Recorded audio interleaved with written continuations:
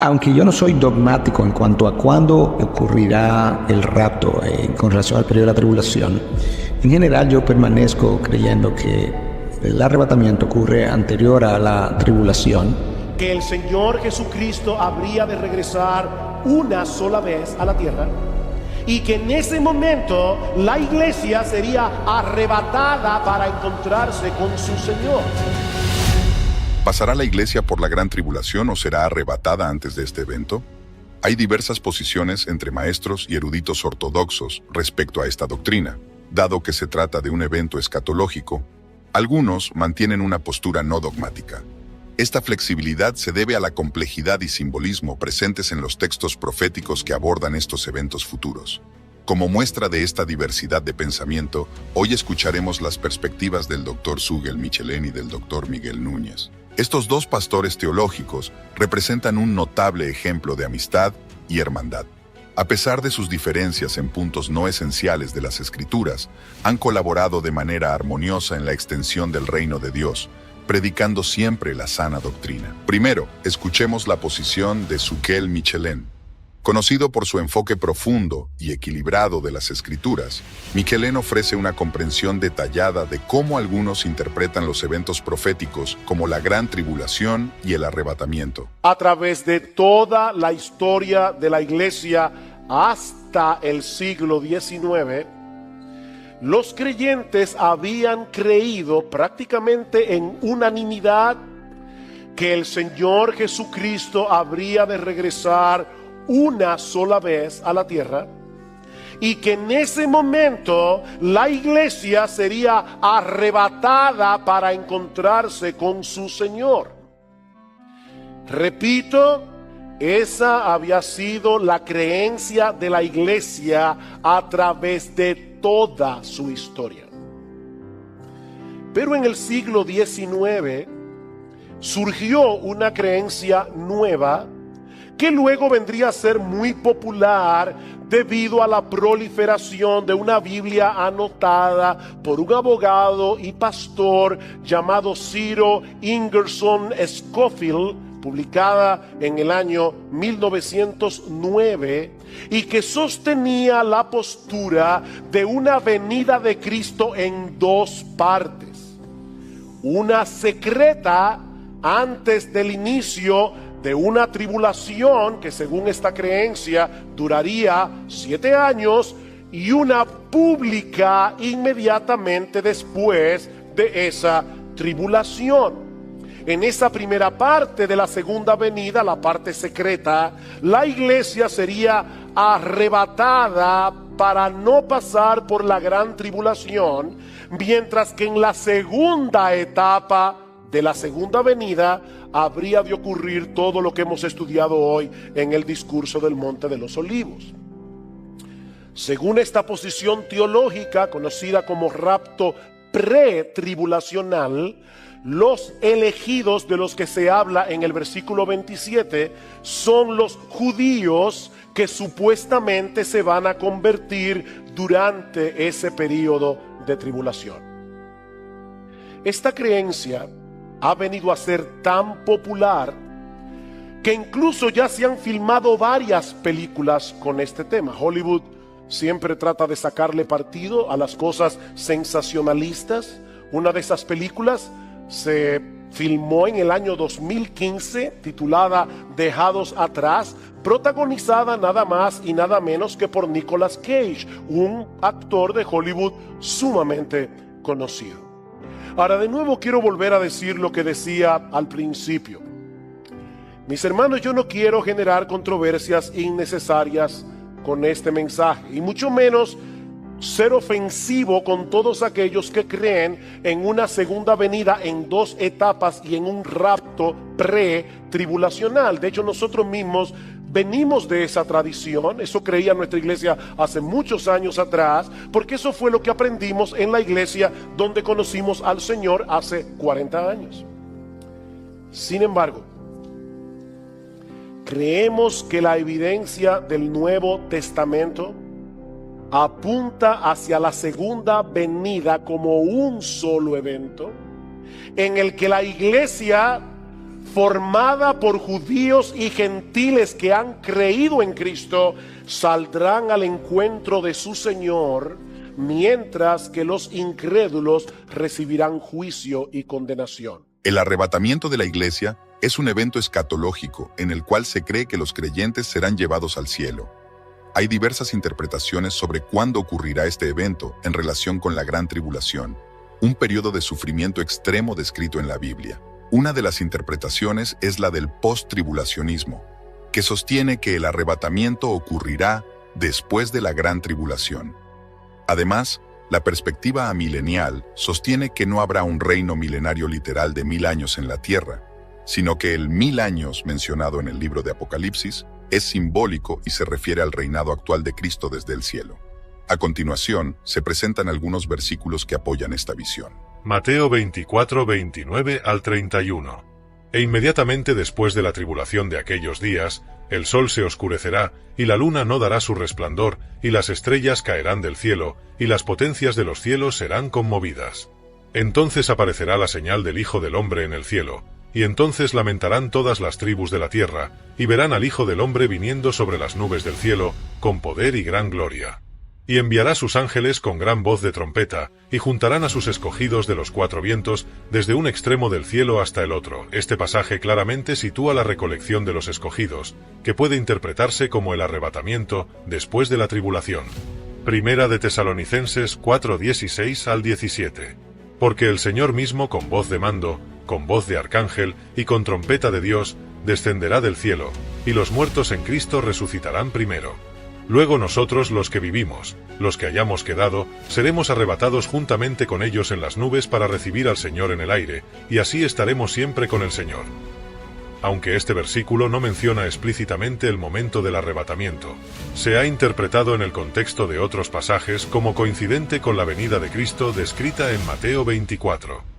Segunda de Tesalonicenses 2, 1 al 3. Pero con respecto a la venida de nuestro Señor Jesucristo y nuestra reunión con Él, os rogamos, hermanos, que no os dejéis mover fácilmente de vuestro modo de pensar, ni os conturbéis, ni por espíritu, ni por palabra, ni por carta como si fuera nuestra, en el sentido de que el día del Señor está cerca. Nadie os engañe en ninguna manera, porque no vendrá sin que antes venga la apostasía, y se manifieste el hombre de pecado, el hijo de perdición. Este pasaje sugiere que antes de la venida del Señor y nuestra reunión con Él, que se puede interpretar como el arrebatamiento, deben ocurrir ciertos eventos, incluyendo la manifestación del hombre de pecado, lo cual indica una secuencia que incluye la tribulación Apocalipsis 20, 4 al 6 y vi tronos, y se sentaron sobre ellos los que recibieron facultad de juzgar, y vi las almas de los decapitados por causa del testimonio de Jesús y por la palabra de Dios, y los que no habían adorado a la bestia ni a su imagen, y que no recibieron la marca en sus frentes ni en sus manos, y vivieron y reinaron con Cristo 1000 años. Pero los otros muertos no volvieron a vivir hasta que se cumplieron 1000 años. Esta es la primera resurrección. Bienaventurado y santo el que tiene parte en la primera resurrección. La segunda muerte no tiene potestad sobre estos, sino que serán sacerdotes de Dios y de Cristo, y reinarán con él 1000 años. Este pasaje es interpretado amilenialmente como una descripción simbólica del reinado actual de los creyentes con Cristo en el cielo, enfatizando una interpretación no literal del milenio. Al igual que Michelén, Núñez es un destacado pastor que ha dedicado su vida a enseñar y predicar la palabra de Dios. Aunque su interpretación puede diferir en ciertos aspectos, su compromiso con la verdad bíblica y la edificación de la iglesia es igualmente firme. Núñez sostiene que, bueno, en primer lugar, creemos que va a haber un arrebatamiento. El apóstol Pablo escribe a los tesalonicenses en su primera carta, capítulo 4, y dice lo siguiente: pero no queremos, hermanos, que ignoréis acerca de los que duermen, para que no os entristezcáis como lo hacen los demás que no tienen esperanza. Porque si creemos que Jesús murió y resucitó, así también Dios traerá con él a los que durmieron. Por lo cual os decimos esto, por la palabra del Señor, que nosotros, los que estemos vivos y que permanezcamos hasta la venida del Señor, no procederemos a los que durmieron. Pues el Señor mismo descenderá del cielo con voz de mando, con voz de arcángel, y con la trompeta de Dios, y los muertos en Cristo se levantarán primero. Entonces nosotros, los que estemos vivos y que permanezcamos, seremos arrebatados juntamente con ellos en las nubes, al encuentro del Señor en el aire, y así estaremos con el Señor por siempre. Entonces ahí está el apóstol Pablo hablándonos de que habrá un arrebatamiento y nos da el orden del arrebatamiento. Los muertos en Cristo se levantarán primero y luego nosotros, los que estemos vivos, los que estén, seremos arrebatados posteriormente para juntarnos con el Señor. La pregunta es, ¿cuándo ocurre eso? ¿Si ocurre antes del periodo de la tribulación? ¿Si ocurre al final de la tribulación? Y yo quisiera decir que ahí las opiniones una vez más están divididas. Hay un grupo que entiende que el arrebatamiento ocurre, nos juntamos con el Señor en las nubes y bajamos inmediatamente con el Señor para habitar la tierra y entrar al reino milenial según la posesión que yo abrazo. Otros entienden que ya estamos en el milenio y que sí hay un arrebatamiento y una bajada a la tierra para simplemente habitar la tierra y no necesariamente para habitar la tierra por 1000 años, como habla el capítulo 20 del libro de Apocalipsis. La otra posición es que hay un arrebatamiento y que luego del arrebatamiento hay un periodo de tribulación y que luego del periodo de la tribulación el Señor regresa con los suyos para entrar justamente a ese reino milenial. Aunque yo no soy dogmático en cuanto a cuándo ocurrirá el rapto con relación al periodo de la tribulación, en general yo permanezco creyendo que el arrebatamiento ocurre anterior a la tribulación y una de las razones por la que pienso de esa manera es porque nosotros y la iglesia, desde la iglesia primitiva, ha creído en la inminencia del retorno de Cristo. En otras palabras, nosotros pudiéramos preguntar a cualquier cristiano ortodoxo, ¿tú crees que Cristo pudiera venir hoy? No estamos preguntando si creemos que Cristo va a venir hoy, sino si podría. Y ese cristiano, desde la antigüedad, siempre ha respondido sí, él podría venir ahora mismo, porque ha creído a la iglesia en la inminencia del retorno de Cristo. Si tú me haces esa pregunta y yo te digo, sí, yo creo que Cristo podría venir hoy, al mismo tiempo estaría afirmando que si yo creo que Cristo podría venir hoy, entonces también es posible que los últimos 7 años hayan sido el periodo de la tribulación. Y yo no creo que los últimos 7 años han sido el periodo de la tribulación. Entonces, la mejor manera para yo conceptualizar lo que es una tribulación y la inminencia de Cristo es continuar pensando que Cristo puede venir en cualquier momento y que a partir de ese momento es cuando entonces viviremos un periodo de tribulación. En cuanto a la segunda venida de Cristo, creo que ya dejé explicado entonces cuándo ocurriría. Creo que va a ocurrir al final de ese periodo de la tribulación. Algunos entienden que no habrá rapto al principio, sino que simplemente hay un rapto y un descenso inmediatamente al final de un tiempo de tribulación. Y otros lo entendemos como algo que pudiera estar dividido en 2 etapas, donde primero está el rapto, luego la tribulación y luego el descenso de Cristo con los suyos.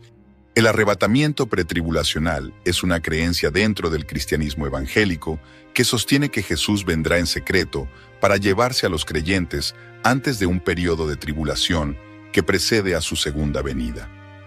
Esta doctrina es parte de una interpretación dispensacionalista de la escatología que ve la historia bíblica dividida en distintas dispensaciones o eras de administración divina.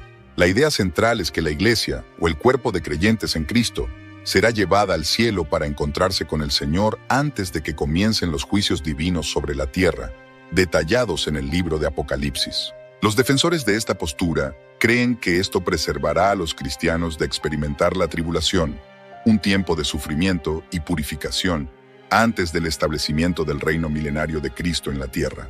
A continuación, se presentan algunos versículos bíblicos que los defensores del arrebatamiento pretribulacional utilizan para apoyar su postura. Primera de Tesalonicenses 4, 16 al 17, porque el Señor mismo descenderá del cielo con voz de mando, con voz de arcángel, y con trompeta de Dios, y los muertos en Cristo resucitarán primero. Luego nosotros los que vivimos, los que hayamos quedado, seremos arrebatados juntamente con ellos en las nubes para recibir al Señor en el aire, y así estaremos siempre con el Señor. Este pasaje es central para la doctrina del arrebatamiento y se interpreta como un evento que ocurre antes de la tribulación. Primera de Tesalonicenses 5, 9. Porque no nos ha puesto Dios para ira, sino para alcanzar salvación por medio de nuestro Señor Jesucristo, los proponentes del pretribulacionismo. Argumentan que este versículo indica que los creyentes no experimentarán la ira de Dios, que ellos identifican con la tribulación. Apocalipsis 3, 10. Por cuanto has guardado la palabra de mi paciencia, yo también te guardaré de la hora de la prueba que ha de venir sobre el mundo entero, para probar a los que moran sobre la tierra. Se interpreta que guardar de la hora de la prueba significa que la iglesia será removida antes de la tribulación. Juan 14, 2 al 3. En la casa de mi Padre muchas moradas hay. Si así no fuera, yo os lo hubiera dicho. Voy, pues, a preparar lugar para vosotros. Y si me fuere y os preparare lugar, vendré otra vez, y os tomaré a mí mismo, para que donde yo estoy, vosotros también estéis. Este pasaje se considera una promesa de Jesús para llevar a los creyentes con él, lo que se entiende como un arrebatamiento previo a la tribulación. Tito 2, 13. Aguardando la esperanza bienaventurada y la manifestación gloriosa de nuestro gran Dios y Salvador Jesucristo, los pretribulacionistas ven en esta esperanza bienaventurada una referencia al arrebatamiento, que es visto como un evento inminente y separado de la segunda venida de Cristo después de la tribulación. En resumen, la diversidad de opiniones sobre la gran tribulación y el arrebatamiento entre maestros como Michelén y Núñez nos muestra que, aunque estos temas son importantes, no deben dividirnos. Al contrario, deberían motivarnos a estudiar más profundamente las Escrituras y a fomentar un diálogo constructivo y amoroso entre hermanos en la fe.